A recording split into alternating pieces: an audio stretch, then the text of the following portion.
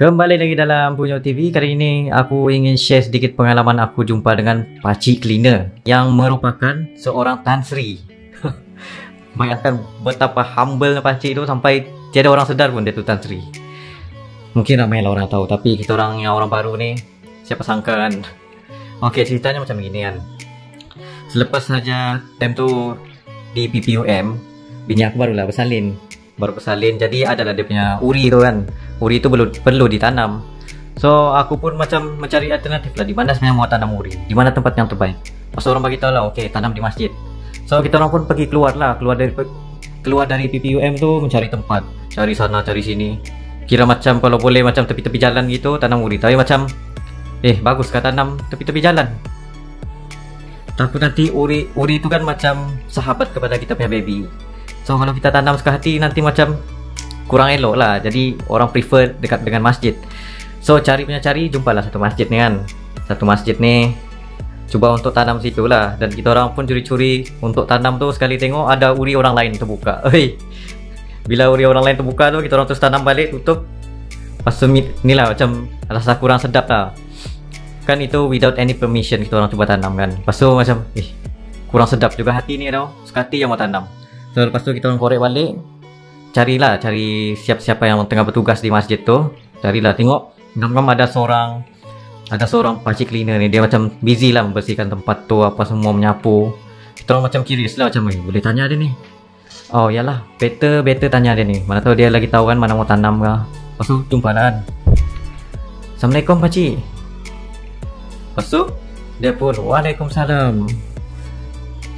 Dia pun approach kita orang macam have a seat first. Introduce yourself, and then explain about what do you want.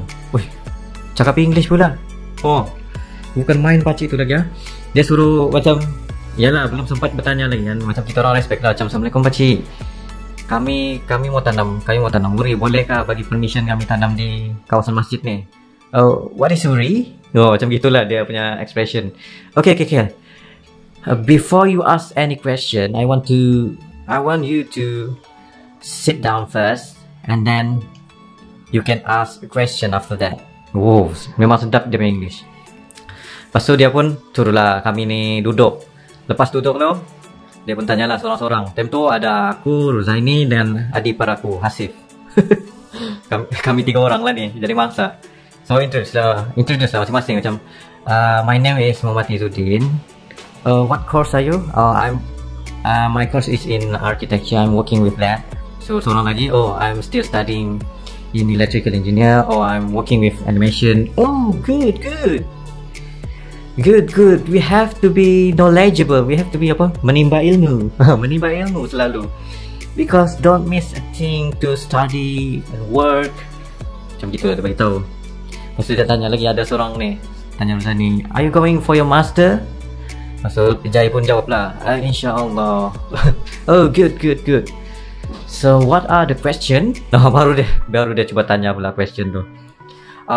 We are trying to find a suitable place to tanam the uri. Because macam kita orang sendiri pun tak tahu nak explain uri tu dalam bahasa Inggeris apa. Jadi macam we want to tanam the uri within the masjid area. Maksud dia pun macam, what is uri? Dia tanya lah, uri. That things coming up from the baby born punya ni, like an oxygen to them. Entahlah, lebih kurang gitulah. Aku lupa sudah, sebab kira 2 tahun lepas juga peristiwa ni berlaku. Time tu yalah memang tengah serabut apa semua tu kan. Lepas tu dia pula bercerita pasal dia bercerita macam, I love to give you some advice about my experience from the beginning of my life, because you know that I am now 94 years old. Here's my business card. Dia bagi seorang business card. Masa kita orang pun buka lah business card, tengok macam, rupa-rupanya dia Tan Sri Hanafiah, merupakan pengasas Felda, tabung haji. Banyak lagi jasa-jasa dia. Memang orang yang sangat respected, orang yang sangat power. Berbalik pada cerita tadi. dia pun cerita lah dia punya pengalaman. Pengalaman.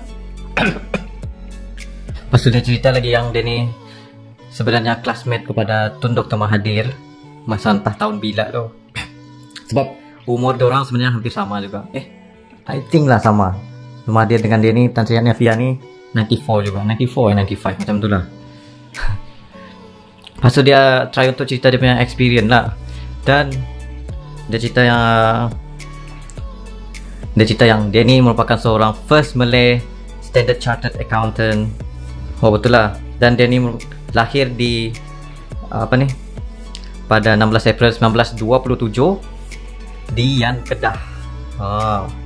Selepas beliau study di England dan Wales, mungkin terlalu lama menggunakan bahasa English, beliau dengan rakan-rakan dia menubuhkan firma perakaunan Bumi Putra yang pertama. Seterusnya mengembangkan kerjaya sebagai pengarah urusan lembaga urusan tabung haji dan pengurusi lembaga pemasaran pertanian persekutuan FAMA. Yang pertama tabung haji FAMA, lepas tu pengasas Felda. Haji FAMA Felda. Oish. Lepas tu beliau juga sebagai pengarah Malaysia Building Society Berhad, ahli Kongres Ekonomi Bumi Putra, pengurusi jawatan kuasa akaun awam, Presiden Dewan Perniagaan Melayu Malaysia, pengurusi Dewan Perniagaan Malaysia, Presiden Malaysian Friendship and Trade Center, Taipei. Oh banyak lah. Pengurusi Eksekutif Bank Bumi Putra, pengurusi Southeast Asian Bank Limited Mauritius, Court of University of Malaya, Board of Governors, Industrial Abbreviation Tribunal. Kini beliau menyandang jawatan sebagai pengarah City Credit Investment Bank Labuan. Memang dia punya jasa tu sangat tinggi lah. Dan beliau juga telah dianugerahkan pingat dan darjat kebesaran, antaranya ialah Panglima Mangku Negara oleh DYMM, Datuk Setiadi Raja Kedah oleh KDYMM Sultan Kedah, Ahli Mangku Negara Setiadi Raja Kedah, dan menerima pencapaian anugerah sepanjang hayat dari Institute of Chartered Accountants di England dan Wales. Dan beliau juga merupakan tokoh Melayu terbilang sempena sambutan UMNO ke-71. Baik, UMNO, okay. So ini last word daripada dia lah kan. Sebenarnya kita orang ni krem sudah kaki ni kan, bercerita dengan dia banyak betul. Dia punya macam-macam lah, dia cerita pasal diri dia ni, dia punya pencapaian. Lepas tu dia bagi tahu lah last kali, okay, I'm telling you my achievement because I want you to achieve something. Although you achieve this thing and this thing and this thing, you can achieve everything, but don't forget, never forget that all your achievements starting because of Allah. And never forget, always pray. Jangan lupa sembahyang 5 waktu. Itu yang dia paling ingatkan. Because if you forget that, you couldn't achieve anything. So itu yang dia bagi tahu lah. Kita orang macam sentap sikit lah bila dengar tu, macam okey lah, betul lah, memang betul lah. Sesuatu kejayaan itu starting daripada kita membetulkan diri, membetulkan akhlak, membetulkan cara sembahyang kita, cara kita mengenali Allah. Lepas tu baru kepada kita punya kejayaan. Maksudnya kita pergi kepada situ dulu, pergi kepada Islam dan agama kita, baru kepada kejayaan kita.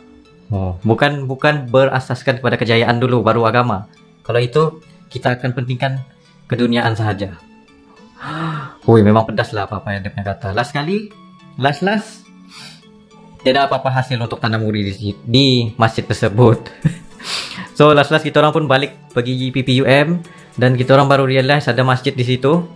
So kita orang try untuk tanam situ lah. Bila try untuk tanam situ, tengok macam ada banyak juga kesan orang tanam area dia punya pasir tu lah, area dia punya rumput, dan disediakan cangkul lagi. Kalau tahu dari awal tadi lagi kita orang tanam situ.